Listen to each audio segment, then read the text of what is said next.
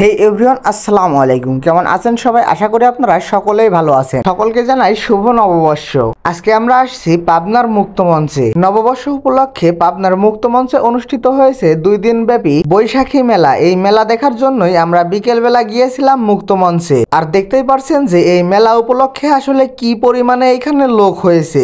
আমরা অনেক কষ্ট করে ভিড় ঠেলে এই মেলা প্রাঙ্গণে প্রবেশ করি। এই মুক্তমঞ্চে এর পূর্বেও অনেক মেলা হয়েছে, তো এর আগে কোনোদিনও এই বিকেল টাইমে এত মানুষের ভিড় আমি কোনোদিনও দেখিনি। আসলে এইখানে এত পরিমাণ মানুষ হয়েছিল যে আমি ঠিকঠাক ভিডিও নিতে পারছিলাম না। আমার সাধ্য অনুযায়ী আপনাদের জন্য ভিডিও নেওয়ার চেষ্টা করেছি, আপনাদেরকে দেখানোর জন্য যে এই ভিড় ঠেলে স্টলগুলার ভিডিও নিব। এই ভিড়ের কারণে আসলে তারও কোনো কায়দা ছিল না। এত পরিমাণে ভিড় হয়েছে যে আমি যদি 1 পা আগাচ্ছিলাম তে 2 পা আমার আরো পিছিয়ে আসা লাগতেছিল। তারপরে আমি অনেক চেষ্টার পরে আপনাদের জন্য এই কিছু ক্লিপ সংগ্রহ করতে পেরেছি। এই মেলাতে বিভিন্ন স্টলে বিভিন্ন ধরনের জিনিসপত্র উঠেছিল। এই মেলাতে ছিল মহিলাদের জন্য বিভিন্ন ধরনের জামা কাপড়, ছোটদের জন্য বিভিন্ন ধরনের খেলনা, বিভিন্ন ধরনের কসমেটিক এবং কিছু খাবারের দোকান। এই মেলাটি চলবে 1 বৈশাখ এবং 2রা বৈশাখ পর্যন্ত, অর্থাৎ 14 ও 15 তারিখ এই মেলাটি চলবে। এবার কারা কারা মুক্তমঞ্চের এই মেলা থেকে ঘুরে আসছেন অবশ্যই কমেন্ট করে জানাবেন। মুক্তমঞ্চের প্রত্যেক মেলার ন্যায় এবারের বৈশাখী মেলাতেও কিন্তু সাংস্কৃতিক সন্ধ্যার আয়োজন ছিল,